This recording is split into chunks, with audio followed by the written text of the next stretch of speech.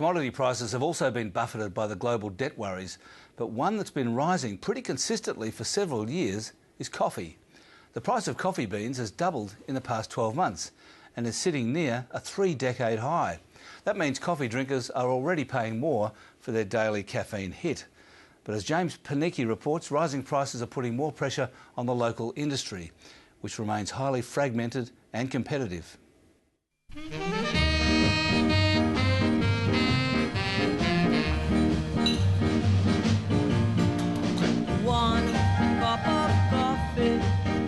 It's the recession-proof product we can't get enough of. Australia's coffee industry is growing fast and everyone wants a piece of the action. But the wave of coffee mania is proving difficult to ride.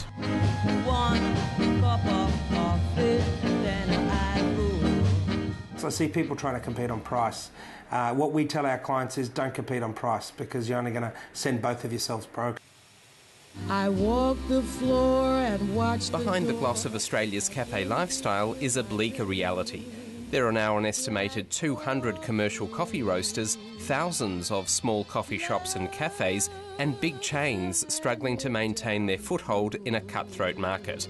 And even with profits of over $183 million in the last financial year, there are plenty of vulnerable operators.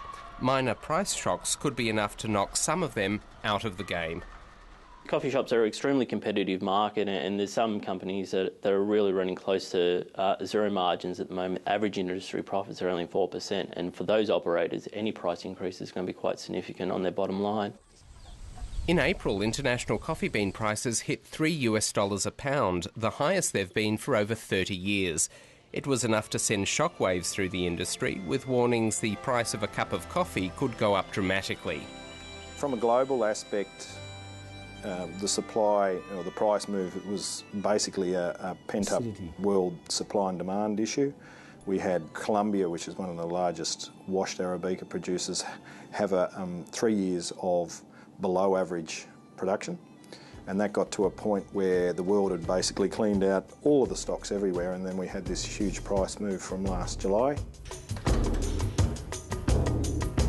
In terms of what effect has that had on the consumer, I think that it's partly the manufacturers. It's been the manufacturers who have actually taken probably decreased their margins.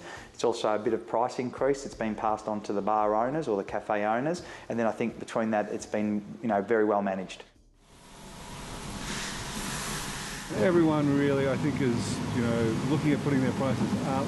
That's from from farmers to everyone connected in the industry. So it has had quite an impact. Since March this year, retail coffee prices have been rising steadily, but it's not all about the beans. Oh, look, it's affected the industry, but it's not the driver of the prices going up. I mean, a lot of people have used it as an excuse. We found that the average price increase has been around $2 a kilo, and if you take that $2 a kilo, that refers to only 3 cents per cup, like for like. So if I take the 3 cents per cup and say I'm going to increase my coffee prices in my shop just and only because of price rises, then it would be a 5-cent increase. But prices have been going up more than that. Part of the problem is the growing emphasis on quality means experienced staff is becoming more valuable, and federal law changes affecting the industry have also had an impact. We say number one effect of putting a coffee price up is because of wages. The increase of wages has forced people to put prices up. 2 is utilities and being driven by power. Electricity costs are going through the roof. Insurances have gone through the roof. Before the price of coffee beans went up earlier this year, you could get a cup of coffee for an average of $3.20 in Australia. But now those prices are on the rise, with some cafes and coffee shops charging up to $4 a cup. Which raises the question, are we paying too much for our daily caffeine fix? A shot of coffee, the actual ingredient probably costs cafes around about 20 to 25 cents depending upon the beans, and the milk, 100 mils, around about 10 cents. So 30 to 35 cents as the actual cost of the ingredients. And then of course we've got all the overheads, the staff wages, the building costs, the running costs of an operation. So to add on top of that to equate to around about $3.50, $4 for a cup of coffee, that's probably fair price. The cost of inputs such as coffee and milk represent around 30% of industry costs. Wages represent around about 20%, and rents are another 15%. So although there is a significant markup on the price of an average cup of coffee, a lot of those costs are going back into paying items such as wages and rents as well. When the demand for coffee beans started to rise in the 1950s, a handful of tea brokers dominated the market. Those companies would import the beans, then sell them to the roasters.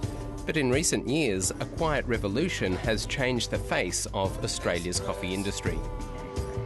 Not only does cafe owner Mark Dundon roast his own coffee beans, he also travels to South America to buy them from the farmer.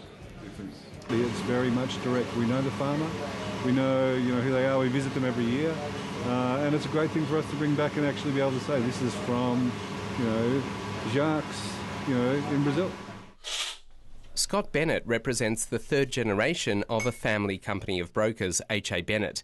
He says the growth of independent roasters may ultimately prove unsustainable.